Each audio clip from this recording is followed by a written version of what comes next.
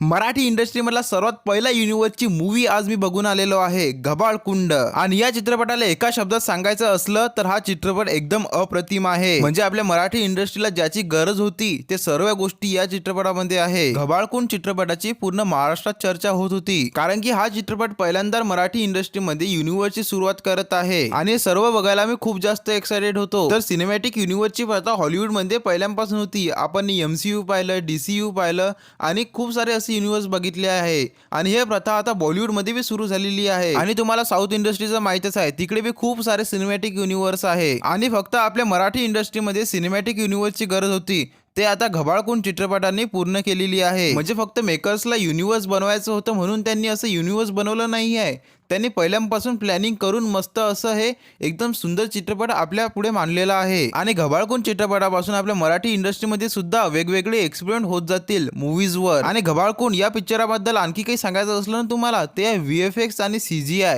या पिक्चराची VFX आणि CGI खूपच चांगली आहे। म्हटलं आम्ही ना मराठी इंडस्ट्रीमध्ये असे कोणत्याच पिक्चरामध्ये VFX आणि CGI पाहिलेले नाही आहे।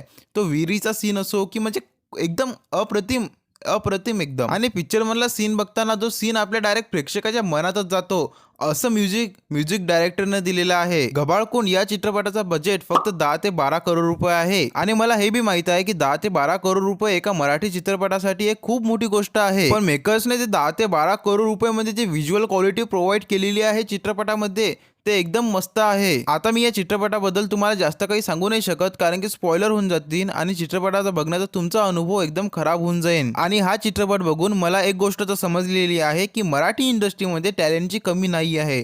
Talented director, talented music artist, talented writers, talented VFX artist, मतलब एकदम चांगला आहे आपल्याकडे। फक्त गरज आहे आता तुमची, कारण की मेकर्सने तर खूप छान चित्रपट बनवलेला आहे, पण आता या चित्रपटाला बघायला कोण जाणार हे फक्त तुमच्यावर अवलंबून आहे। जर तुम्ही साऊथ इंडस्ट्रीमध्ये बघत असाल तर त्यांचा चित्रपट खूप चांगला असो किंवा खूप वाईट असो, तरी ते लोक त्या चित्रपटाला जाता बघायला, ते सेलिब्रेट करता। पण फक्त आपल्या मराठी इंडस्ट्रीमध्ये असं आहे की तो चित्रपट कितीही चांगला असो, किती एकदम चांगला असो, अप्रतिम असो, खूप छान असो, पण तरी आपण त्यांना पाहायला जात नाही। ॲट दी लास्ट मी तुम्हाला हेच बोलू शकतो की तुम्ही या पिक्चराला बघायला जा, जसे की तुम्ही देऊळ बंद 2 बघायला गेलते। आणि मराठी इंडस्ट्रीला सपोर्ट करा।